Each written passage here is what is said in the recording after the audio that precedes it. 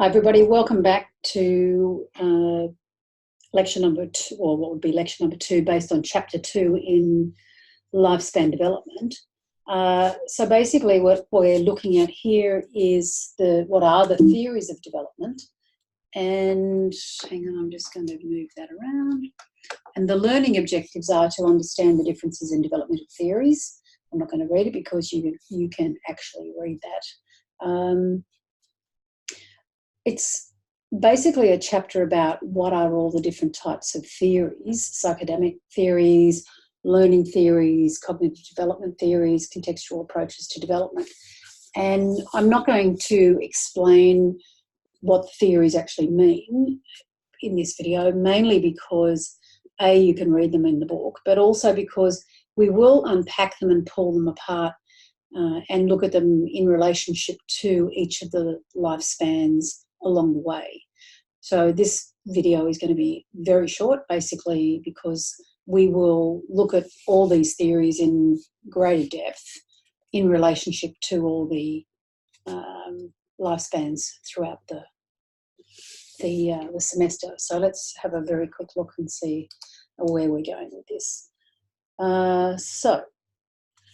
Well, first of all, what is a theory?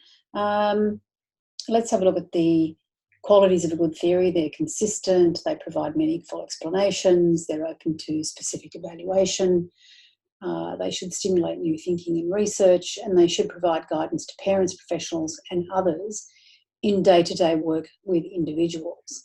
And so ultimately that's one of the reasons why we look at lifespan development, because it's an evidence-based approach to understanding human development, to understanding cognitive, psychosocial and physical development from conception to death.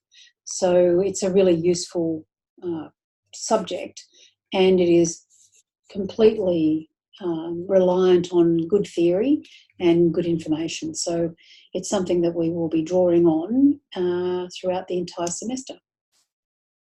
Let's move along to the next one. So how do the theories differ? So we're looking at the theories across the lifespan, hence the name of the subject, lifespan development. But they also differ in some important ways, and that is the emphasis for understanding. So sometimes we look at, is it maturation or is it experience? Or we look at, is it a process or is it a stage? We look at, is it active or passive? So, differing in terms of how active an individual is believed to be in their own development process. Or is it passive? And then is it broad or narrow? So differences in terms of how broadly they define the range of influences on development. And then also looking at the narrower areas such as Bronfenbrenner, so social learning theories, which can be narrow. So there's all sorts of ways to see these different theories and see how they differ. So some of the theorists that we actually look at in depth is Erik Erikson, and we will go through his 8 stages of psychosocial development, and we will unpack those in each stage. We will also look at, they're his stages. Sorry, I'm looking at the wrong thing.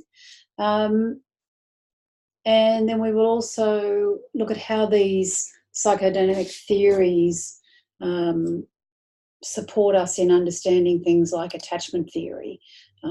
How does somebody develop autonomy, and how do relationships form, for example, during adolescence and adulthood? So lots of ways that we actually apply these theories. We also talk a little bit about Pavlov, not an awful lot, because we don't go quite so much into that physical development stage early on. Then we also look at Skinner around operant conditioning. Hang on, I think I must have missed one. Where are we? Cut some out.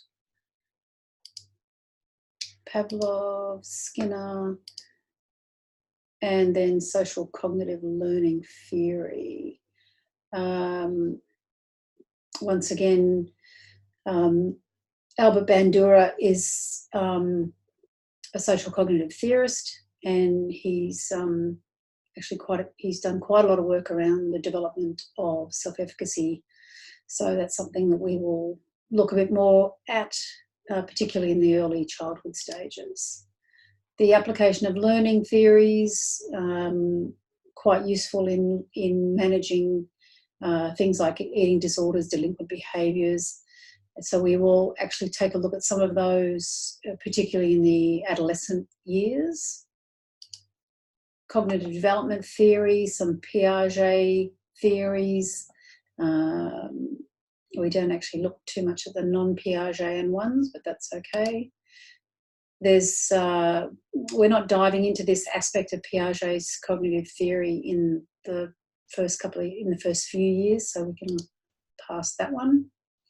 We do touch a little bit on his concepts of assimilation and accommodation and adaptation. They're all quite important from a developmental perspective. We touch a little bit, not a lot, on the neo-Piagetian approaches. We do look a little bit at the information processing theory. So as you can see, we don't really touch on that at all.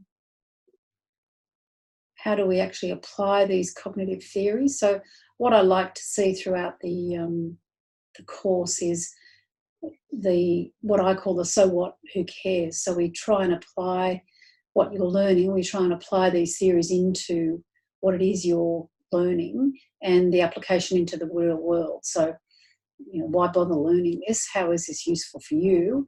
If, for example, you're a PE teacher or you're a strength and conditioning coach or you're a physiotherapist. So how does this apply, and how can you make a practical application of it?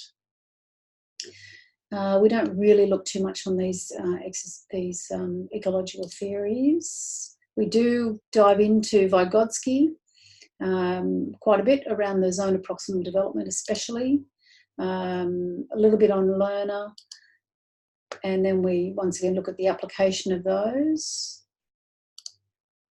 We do also dive into valence normative crisis models and have a look at those in regards to transitions. We also talk a bit about Levinson and his models around how you move through these different lifespans, through these eras. And we also talk briefly about the timing of events model, quite useful to see how things have, how your life has panned out.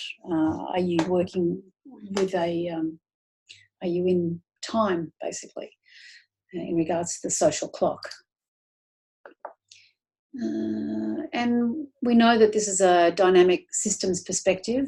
You are part of a greater system, and we look at how, and it's a dynamic one, which means it's forever changing. So how does that apply across each lifespan? And then we do comparisons and implications of these theories across all of the lifespans. So basically, developmental theories each have a different focus and they make different assumptions about the individual. They've got benefits and challenges, and they can differ in focus and explanatory concepts. And ultimately, it's the whole subject is based in theories, and my goal is to make the theory, make the application of the theory into the work that you're hoping to do. So that's it, short and snappy for Chapter 2. It'll be a longer one in person for Paul, with Paul, for lecture, the first lecture, covering Chapter 3 and 4. So make sure you do the readings for those and check in with the course outline as far as the pre-reading is required and the questions that we want you to answer. So I look forward to meeting you in a few weeks, and go well, and make sure you get hold of the book.